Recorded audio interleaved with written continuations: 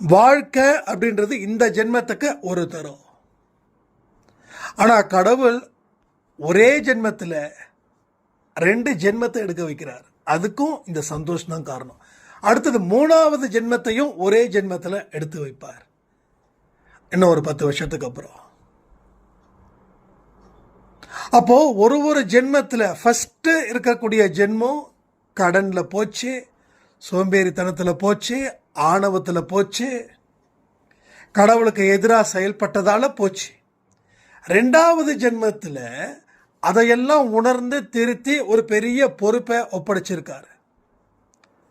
அப்போ 3வது ஜென்மத்தில் இதை விட ஒரு பெரிய பொறுப்பை அவர் கொடுப்பாரு, கொடுத்தே தான் தீருவார். ஏன்னா கொடுக்காம நான் விட மாட்டேன், அவரை கொடுக்காம விட மாட்டேன். அது என்னோட உரிமை. நான் இவ்வளவு தூரம் நான் செய்கிறேன், இவ்வளவு தூரம் பண்ணுறேன், இப்படிப்பட்ட வாழ்க்கையை வாழ்ந்துட்டு இருக்கேன், நீ எனக்கு என்ன நான் உனக்கு குறை வச்சேன்னு நான் எதிர்கேள்வியை கேட்பேன்.